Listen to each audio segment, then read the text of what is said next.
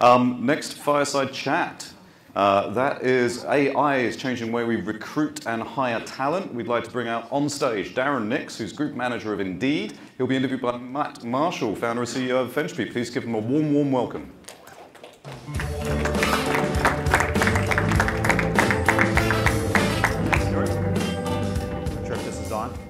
Hear me? Hello, hello. All right, I'll turn the mic on here shortly. Hey, thanks for joining us, Darren. My pleasure. So this is the second year we've had Indeed join us at this event. So last year we had Raj, your colleague, come in and give us the wow that we've been focused on, right, in terms of AI being used by Indeed. I'm not sure how many of you are aware of Indeed's scale, but some of the points, I'll just summarize some of his remarks so we can catch up today, if you don't mind. But just in terms of the scale, most of us don't know here in the Valley, right, because we think of LinkedIn, which is kind of the homegrown company here. But Indeed actually is a greater source of hiring from online sources. Not only is it greater, but it actually owns about 2/3 of the market and is actually bigger than LinkedIn, Career Builder, and everyone else combined. And it continues to grow. We could have started with that chart just to emphasize that, but 200 million, uniques, and 100 million profiles. So it's up from 90 or that's right. 100 million plus. About right? 200 million uniques a month that are coming to Indeed looking for jobs. So, yeah, and so Darren, he talked about 10% efficiency gain from more. Better quality profiles and 2 to 3x increases in relevance from search results from some of the applications that we can get. I think we have a few slides here. We can show some of those applications. Is it worth going to that first slide? Just to, here are some of the applications. Maybe we can stay on that slide for a sec. But you just arrived, and when he was on stage, he'd referred to the acquisition he just made, interviewed, and that was you, right? So now you've been here. That was us. Can you catch us up on is there anything new in terms of the results, in terms of this wow that you've been able to see over the last year since then? Absolutely. So when we joined Indeed, the reason why we were attracted to the opportunity is Indeed at its core has one first principle, which is we help people get jobs. And helping somebody get jobs is ultimately a matching problem.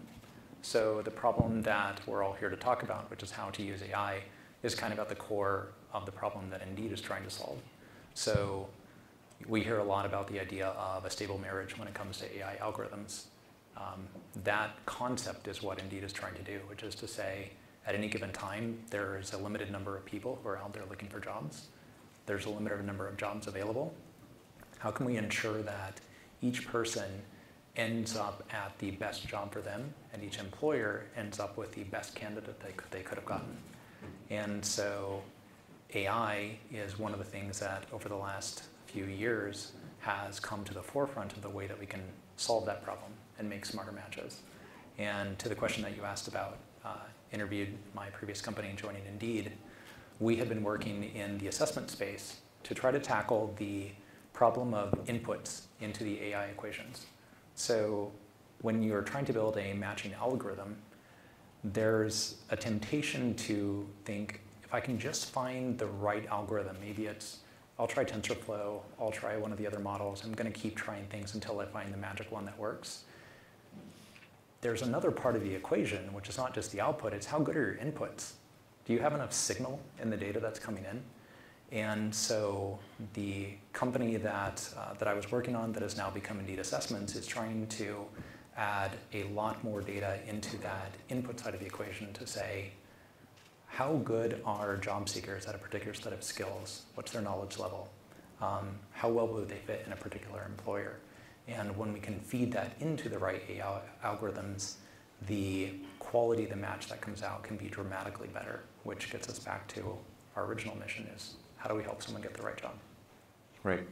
You also talked about increasing the efficiency of a single recruiter by, I think it was 4-fold, right?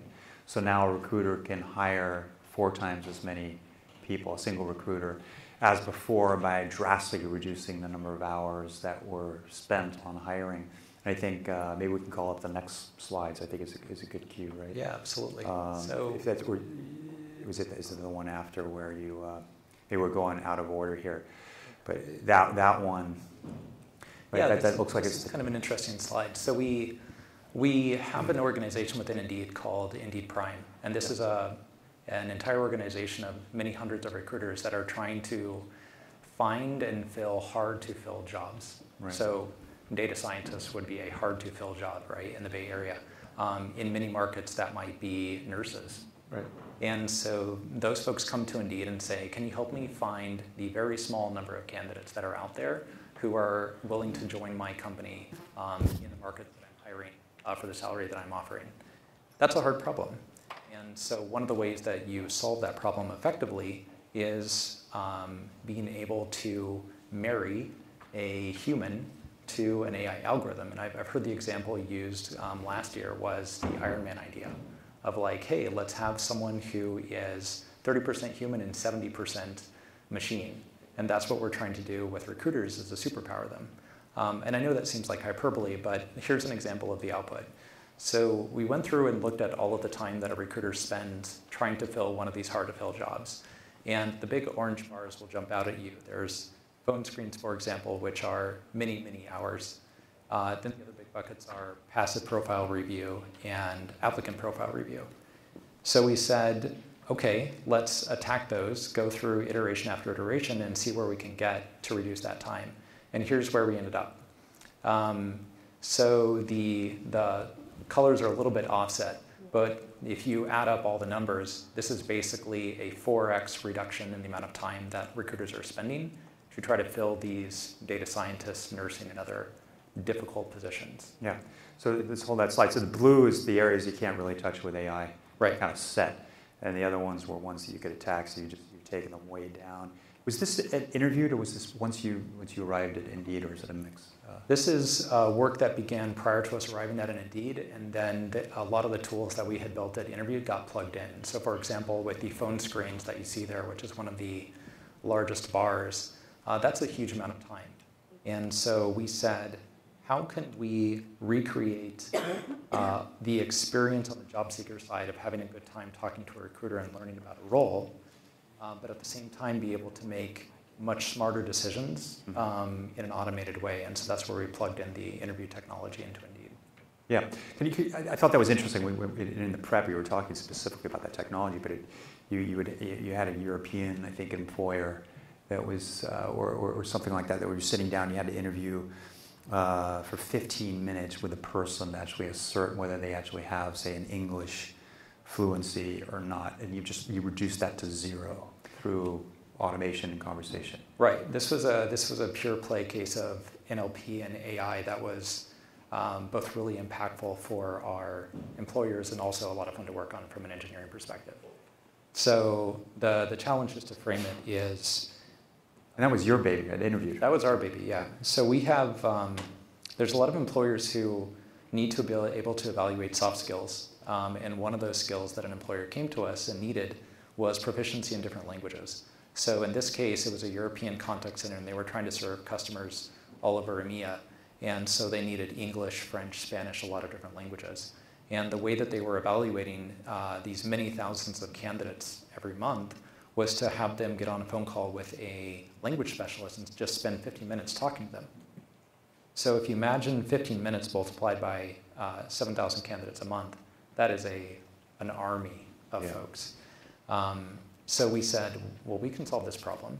So using the technology of a lot of folks who are actually here today, Watson, Google Speech, and some other NLP or speech-to-text providers, we basically said, okay, let's run different models on what the candidates are actually saying, and then plug those into the learning models, and let's see if we can begin developing a solution that will give us the same answer that a human would have given on proficiency, but do it in zero human investment.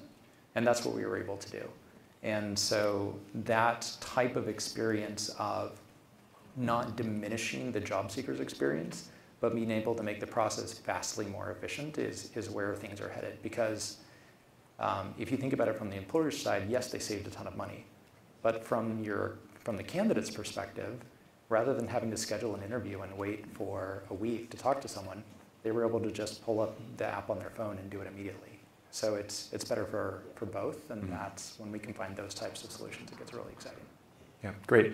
So I want to go into a little bit of the how, right? The method that you kind of hinted at the beginning. But I think what Raj was talking about last year was largely the user experience, sure, AI and alerts and search and relevance. Sounds like this year you've been spending more time on the employer side, so Interviewed is an example. Instant Match is another. Can you talk a little bit about what you've done there?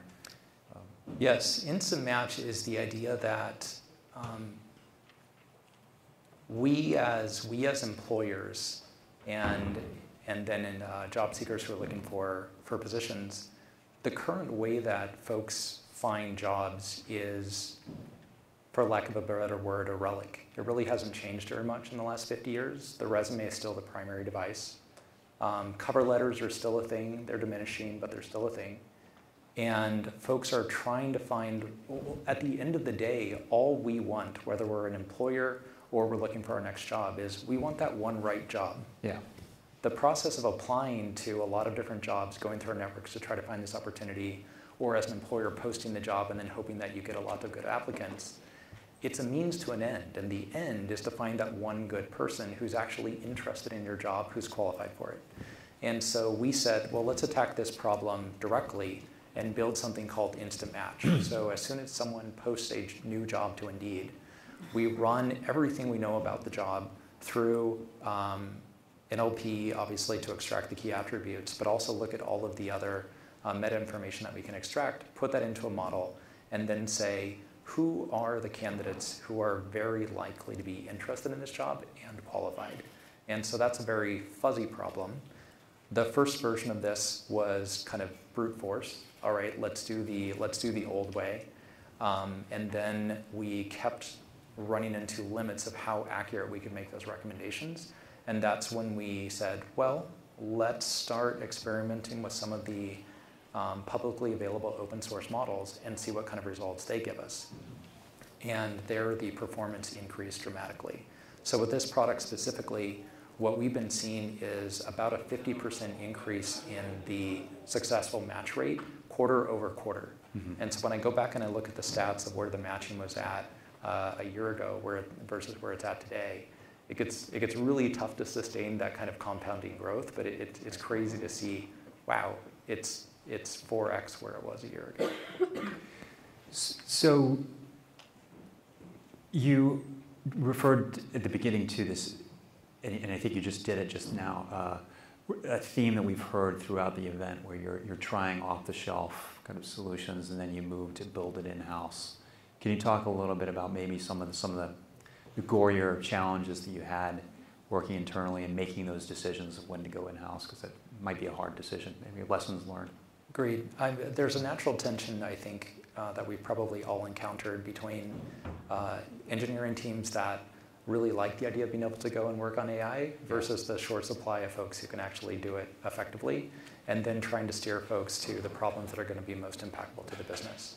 And so the approach that we've typically taken is one of being really pragmatic about it and say, we're not going to necessarily go and just throw AI at everything and see if we can invent something cool. That does happen, and there's a few examples that I can talk about. Right. But often it's the case of saying, we've identified a real business problem. In this case, we need to give an employer a really high-quality recommendation of 3 to 5 candidates who would be great for the job, who are interested in.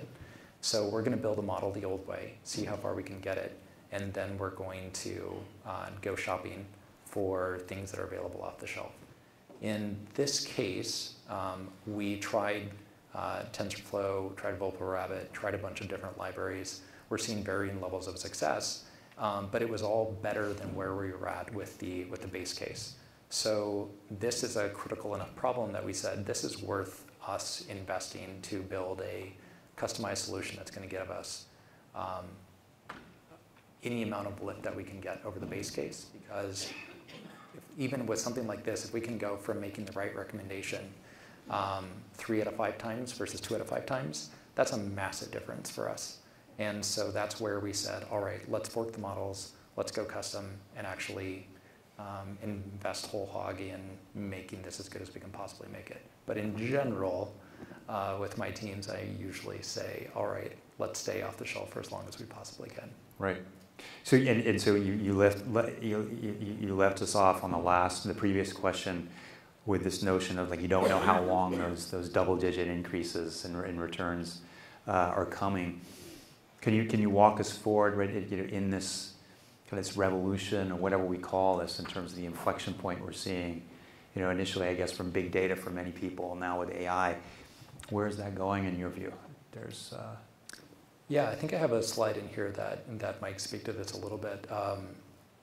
We view the ultimate solution as trying to create a perfect one-to-one match. And right now, we're at more like a 50-to-1 match or 20-to-1 match, where candidates are having to apply to lots of jobs in order to find that perfect match. And the way that we measure our success is how much faster and more efficient can we make that process for the job seeker?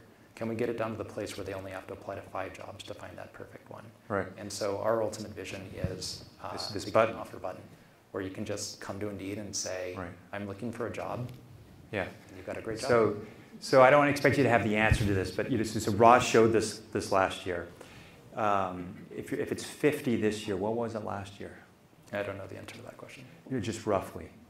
I mean, I guess I'm just interested in the rate of decline. Or is that just too tough to even just give us a sense of how quickly is that headed, right? So if you're going to that button, is that 30 years from now, 5 years from now? I think of it in more like 7 to 10 years. And I think that this goes to one of the things that we talked about earlier, which is the quality of inputs. So when we talk about a model and we say we want to get that number down as low as we can possibly get it, there is a very absolute limit to how effectively you can create a matching solution if the quality of your inputs is limited. And so what we're focused on is saying, how can we add a lot more robust and provable data about the employer and about the job seeker, so that you can actually feed a much better data set into the algorithm to get a smart answer. The analogy that I use is, imagine if you're trying to build an image classifier and to try to identify cats, and every image that you feed into it is just blurred beyond comprehension. Yeah. You might be able to tell that there's an animal in there somewhere, but what you really need is just a much sharper image to go in originally. And then it doesn't really, yes, you can optimize on which learning model you use, but you need a really clear picture going in originally. And so part of the work that our team does is trying to clear up that picture. Yeah. It's incredible. So yeah, I don't know if that's essentially what you're saying, but in 7 years, it's game over, right? That Indeed knows better than what I know in terms of what job is best to apply for. Yes, because you would have been able to tell Indeed so much more about what it is that you need in a job to be successful, and because employers would have reciprocated by also telling you a lot more about the job and what it's going to be like. I had someone come to me the other day and say, wouldn't it be great if when I was applying for a job, I knew what manager I would be working for, and I knew whether they were the type of manager who was going to be nurturing or hands-off. Different folks need different things. It's not that there's a right answer for everyone, but there's a lot of absence of information on both sides. And so the more we can open that Pandora's box, or rather the black box of knowledge, the smarter we can make our algorithms. Yeah, well, it's fascinating. I hope you succeed, because that'll make my life a little easier on the next generation, whatever I do after VentureBeat. Hey, any questions for the audience? It's, we've got some good time for a few questions here. I'm sure there are. Yep. Hi, Dan Wilkins, Beyond Limits.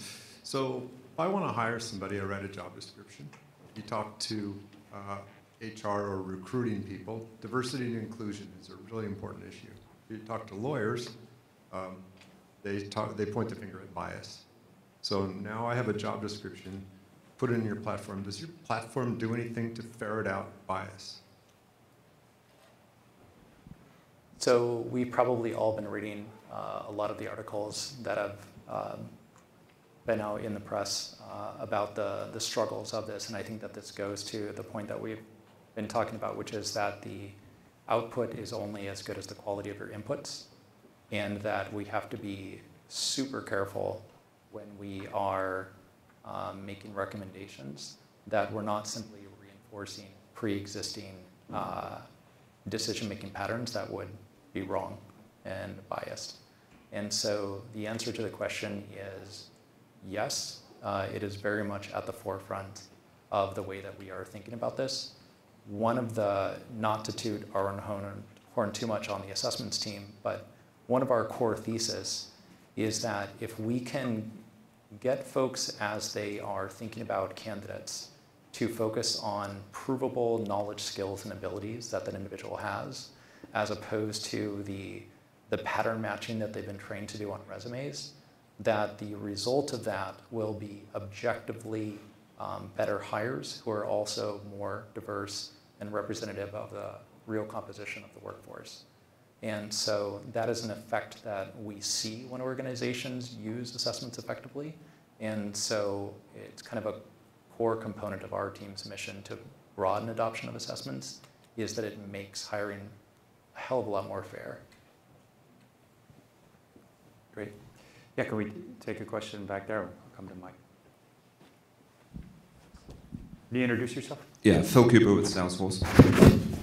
So I'm curious on your NLP strategy, specifically for entity extraction, how you're doing that with respect to different industries or functional roles. Do you train labeled sets that pick up on different roles and get more recall from a resume that way, or is it more generalized?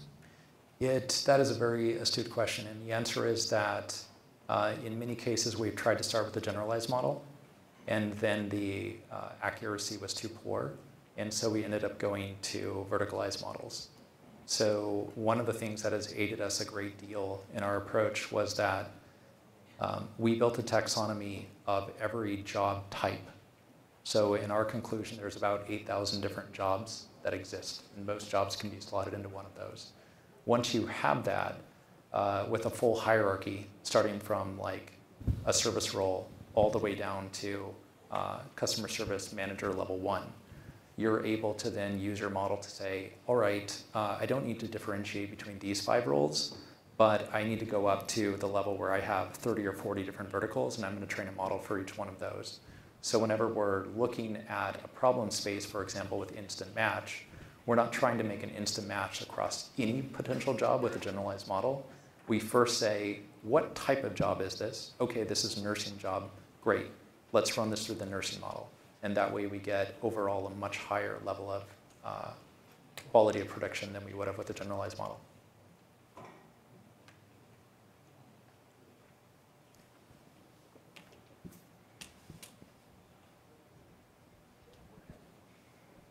So, question around the type of early adopter clients that would see value in what you do, right? Because as you said, the resume is a relic. The hiring process for, even in Silicon Valley, is incredibly unsophisticated, right? We sit around with someone for a few hours and we make a very profound decision as to whether we want to, join with them.